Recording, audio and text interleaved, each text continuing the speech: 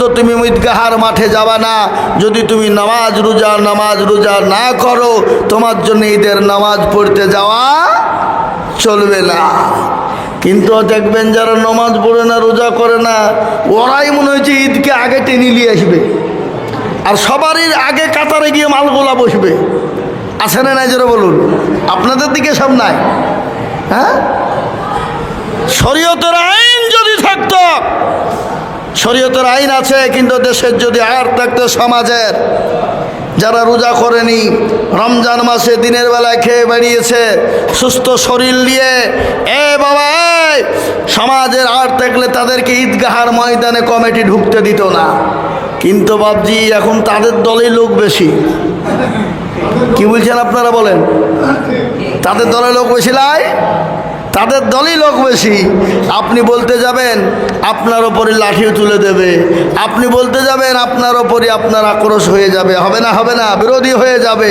আপনি কাকে বলবেন? বলেন শয়তানের দলের লোক সব সময়তে বেশি। ঠিক না বেঠিক? কথা কন না বেঠিক? হ্যাঁ, শয়তানের দলে সব সময় লোক বেশি বাবা।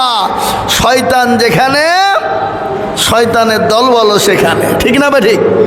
আপনি আজকে দেখবেন, আমি সেদিন একটা আমাদের দেশে মানুষ মারা গেল, আমি বললাম দাঁড়িয়ে, দাঁড়িয়ে বললাম যে ছি লজ্জা হয় না? রোজার মাসে মুসলমানের চায়ের দোকানে খুলে, চায়ের দোকানে বসে বিক্রি করে। রোজার মাসে চা বিক্রি করাটাও দিনের বেলাতে কি নিষেধ? ঠিক না বেঠিক? কিন্তু রোজার মাসে বলছে হুজুর কি করব বলেন, অন্য মাসের থেকে দেখছি রোজার মাসেই বিক্রি বেশি। এগুলা কে খাচ্ছে? এগুলা মুসলমানরা খাচ্ছে। ঠিক না বেঠিক? আফসোস না? আফসোস লাগে না? কষ্ট হয় না? মুসলমান দরদি, মরতে হবে না, মরণ হবে না, কখন আছি কখন নাই এ জীবনের কোনো গ্যারেন্টি নাই। কি বলছেন আপনারা বলুন? আমি আপনাদেরকে বলেছিলাম যে বায়ানটা বাইরে করেন, মাইকের আওয়াজ আসছে না, আমার গলাতে খুব ব্যথা হচ্ছে। এই বক্তার সামনে যদি মাইকের একটু সাউন্ড না থাকে তাহলে ভালো লাগে না। বাইরে সাউন্ড হচ্ছে কিন্তু ভিতরে একটু সাউন্ডও নাই, আসছে, কিন্তু আমার যে গলা ব্যথা হয়ে যাচ্ছে দিকে, আমি জানছি তো বাইরে হচ্ছে, কিন্তু ভিতরে যে হচ্ছে না। বক্তার সামনে একটু কানে তালি না দেখলে ভালো লাগে না। আসছে না? হ্যাঁ হ্যাঁ, আওয়াজ তো হচ্ছেই, আওয়াজ হচ্ছে না তা লয়। কি গো, এটা তো রসে বলে আল্লাহুম্মা সাল্লি আলা মুহাম্মাদি ওয়া আলা আলি মুহাম্মাদ কামা সাল্লাইতা আলা ইব্রাহিম ওয়া আলা আলি ইব্রাহিম ইন্নাকা হামিদুম মাজিদ। আল্লাহুম্মা বারিক আলা মুহাম্মাদি ওয়া আলা আলি মুহাম্মাদ কামা বারাকতা আলা ইব্রাহিম ওয়া আলা আলি ইব্রাহিম ইন্নাকা হামিদুম মাজিদ। এ মুসলমান দরদি, প্যারা নবী, দয়ার নবী, মায়ার নবী, রহমতের নবী, তিনি মদিনা জমিনে থাকতে লাগলেন। একদিন করতে অনেক দিন থাকলেন। একদিন আবু জাহেল, আবু লাহাব, সাহেবা, তিনি একদিন প্রতিনিধি পাঠালেন, যাও দেখো মুহাম্মদ আমার ভাতিজা কেমন আছে। কাকে পাঠালেন? একজন আবু জাহেলের লোক, যার নাম আপনারা অনেকেই জানেন, উরওয়া ইবনে মাসউদ। নবীর কাছে পাঠিয়ে দিলেন, যাও। সে কিন্তু ভয়ে যাচ্ছে না বাবা, যে মুহাম্মদের উপরে যে নির্যাতন করেছি, অত্যাচার করেছি, জুলুম করেছি, আমাকে গেলে মেরে হয়তো শেষ করে দিবে মুহাম্মদ, ভয়ে যায় না। কিন্তু কি নবী কি রসুল কি মহাব্বত, রাসূলুল্লাহ সাল্লাল্লাহু আলাইহি ওয়াসাল্লামের দরবারে গেলেন। তিনি মনে মনে করছেন, আল্লাহ মুহাম্মদের ওপর যে অত্যাচার করেছি, জুলুম করেছি, হয়তো আমাকে সে আমার ওপর আপনার প্রতিঘাত করবে, আমার ওপর নির্যাতন করে হয়তো প্রতিশোধ নেবে। আল্লাহ নবীর সাহাবা বিশ্ব নবীর কাছে গেলেন। নবীজির সাহাবা বললেন, ও ইয়া রাসূলুল্লাহ, আপনার মক্কা থেকে একজন মানুষ এসেছে আপনাকে দেখা করার জন্যে আল্লাহ নবীর ওপর এত অত্যাচার এত জুলুম হলো। জুলুম হওয়ার পরও বিশ্ব নবী মক্কার মানুষের জন্য তিনার বুকটা কেঁদে উঠল। দাঁড়িয়ে রাসূলুল্লাহ নিজেকে দেখলেন গ্রামের মানুষ। তিনি বিশ্ব নবীর কাছে গেলেন। বিশ্ব নবীর কাছে যেতেই তিনি ভয়ে কাঁপতে লাগলেন। রাসূলুল্লাহ বললেন, কেমন আছো? বলে, ভালো আছি। বলে, অমুক অমুক অমুক কেমন আছে? তিনি বললেন, আরে ইনি তো সেই নবী, ইনি তো বিশ্ব নবী, দয়ার নবী। বিশ্ব নবীর কাছে ওই সাহাবা, তিনি তো কোনো মুসলমান হন নাই, নবীজির খোঁজ নেওয়ার জন্য গেলেন। কিন্তু ঘুরিয়ে রাসূলুল্লাহ তাদের খোঁজ নিলেন। কাদের? যারা রাসূলুল্লাহর ওপর অত্যাচার করেছে, যারা রাসূলুল্লাহর ওপর জুলুম করেছে, যারা রাসূলুল্লাহকে নির্যাতন করেছে, যারা রাসূলুল্লাহর খাবার বন্ধ করে দিয়েছে, যারা রাসূলুল্লাহর উপর স্টিমরোলার চালিয়েছে। আমার দয়ার নবী, মায়ার নবী, তিনাদের খবর নেই। তিনি মনে মনে ভয় করছেন, আবার মনে মনে করছেন, আরে ইনি তো সেই নবী, ইনি তো সেই মায়ার নবী, দয়ার নবী, ইনি তো রহমতের নবী। এত অত্যাচার করলাম, জুলুম করলাম, 13টি বছর ধরে তার উপর নির্যাতন চালিয়েছি, স্টিমরোলার চালালাম। আমি তাকে দেখা করতে এলাম, আমাকে জড়িয়ে ধরল বুকে। বিশ্ব নবী তাকে জড়িয়ে বুকের সঙ্গে ধরেছে। কিন্তু মক্কার একটা বানারা অভ্যাস আছে। মক্কার মানুষ দেখেন, বিশ্ব নবীর সামনে দেখবেন কারো সঙ্গে যদি কথা বলে, তার মুখে হাত দেয়, গায়ে হাত দিয়ে কথা বলে। এটা তো একটা আদত, এটা মহব্বত। বুঝতে পারলেন না? বললেন না? বিশ্ব নবীর মুখমণ্ডলে হাত বোলায় কে? সেই বেঈমান। কিন্তু নবীর সাহাবা ছিল জীবনে নামাজ কবু করিও না কাজা, এমন তো হতে পারে জোহরে জানাজা মানুষ, এমন তো হতে পারে জোহরে জানাজা।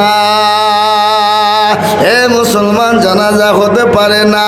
চোখ দুটো যদি খুলে যায় তো ইহকাল, আর চোখ দুটো যদি বন্ধ হয়ে যায় তো পরকাল। কিসের বড়াই করো? এ গাড়ি বাড়ি ধন সম্পদ টাকা পয়সার কোনো মূল্য নাই। কত মানুষ চলে গেল, কত যুবক চলে গেল, কত তরুণ চলে গেল, কত পয়সাওয়ালা চলে গেল। আমাদের মুর্শিদাবাদ জেলার একজন বিধায়ক, কোটি কোটি কোটি কোটি টাকার মালিক, তরুণ যুবক নওজোয়ান বিধায়ক বাবা, রানিং বিধায়ক, দুনিয়ার জমিন থেকে চলে গেল।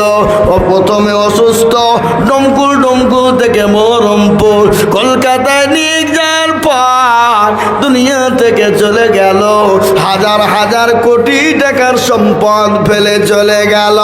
তোমাকে কোটি কোটি সম্পদ দিয়ে যদি বাঁচানো যেত, তাহলে বলুন তো ফেরাউন মরত না? সম্পদ দিয়ে যদি বাঁচানো যেত, নমরুদ কোনোদিন মরত না?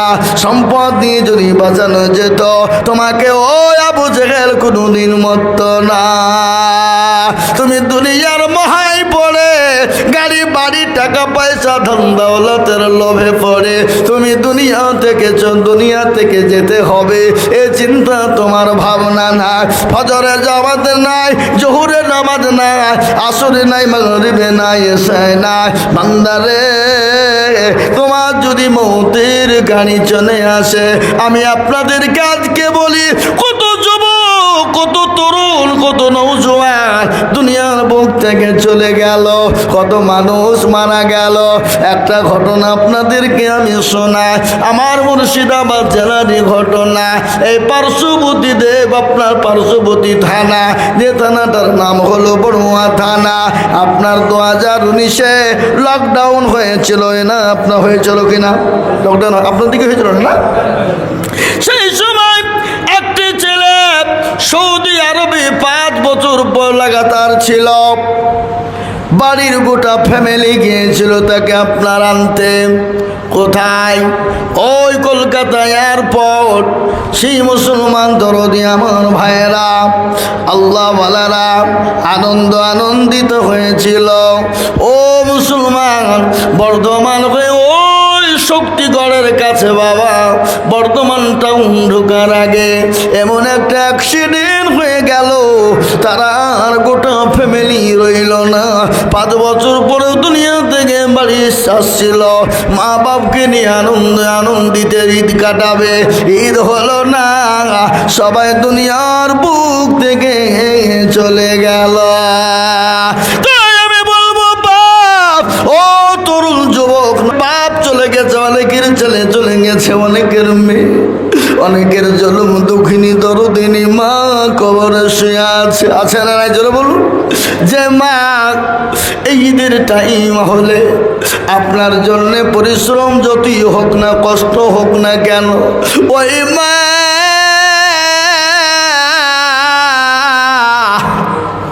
আপনাকে সুন্দর করে গোসল করিয়ে দিয়ে, সাবান শ্যাম্পু সেন্ট দিয়ে, সুন্দর পরিষ্কার পরিচ্ছন্ন পোশাক আপনার জন্য পরিয়ে মা আপনাকে ওই ঈদগাহর দিকে পাঠিয়ে দিত, বাপের হাত ধরে ধরে যেত। আর ওই মা টুক টুক টুক টুক টুক টুক টুক টুক করে সন্তানের দিকে তাকাইতো। ওই মা আজকে যাদের দুনিয়া থেকে চলে গেছে, যাদের মারা গেছে মা বাপ, সেই মা বাপের কথা আজকে মনে পড়ে না রে বন্ধু, সেই মা বাপের কথা আজকে মনে হয় না রে বাবা। এ মুসলমান, মা বাপকে আজকে গাড়ি বাড়ি টাকা পয়সা দিতে হবে না, মা বাপের জন্য একটু নামাজটা পড়ি দোয়া করে বলতে পারবো না, রব্বির রহমহুমা কামা রব্বায়ানি সগীরা, রব্বির রহমহুমা কামা রব্বায়ানি সগীরা। আল্লাহর কাছে হাতটা তুলে গভীর রজনীতে নামাজ পড়ে দুই করে কাজ করে নামাজ পড়ে তসবিহ করে মা বাপের জন্য দোয়া করব। আল্লাহ বললেন, বান্দা সন্তান যদি মা বাপের জন্য দোয়া করে, আল্লাহর দরবারে কোনো পর্দা হয় না, কোনো পর্দা লাগে না। এ মুসলমান, বিনা পর্দায় সন্তানের দোয়া মা বাপের জন্য কবুল হয়ে যায়। মা বড় মহব্বতের জিনিস বাপ। মা যাদের চলে গেছে আর যাদের মা বেঁচে আছে, যাদের মা এখনো বেঁচে আছে, বাপ বেঁচে আছে, যদি অন্যায় ত্রুটি করে থাকেন হাতখানা ধরে বলবেন, মা আমাকে ক্ষমা করবা। ঈদের টাইম এসেছে, মা আমার ছেলে মেয়ে বিবি বাচ্চার জন্য পোশাক দিয়েছি, বলো গো মা তুমি ঈদে কি নিবা? তোমার পান সুপারির প্রয়োজন, ও মা তোমার কি প্রয়োজন? সন্তান যদি একটা বার এরকম করে মাকে বাপকে জিজ্ঞাসা করে না, আল্লাহ বললেন আমি আল্লাহ তোমার পেছনের সমস্ত গুনাহগুলো ক্ষমা করে দিই। আজকে অনেকেই আছে মাকে মারে, বাড়ি থেকে বের করে দেয়, বাপকে খেতে দেয় না, গলায় ধাক্কা দেয়। এ দেখেন গত 4 দিন আগের একটা ঘটনা, 4 দিন আগের। বাপের কয়েক বিঘে সম্পদ, বাপকে বলছে জমি লিখে দাও, বেটা 2 বেটা। বাপ বলল, না বাবা, আমি তোমার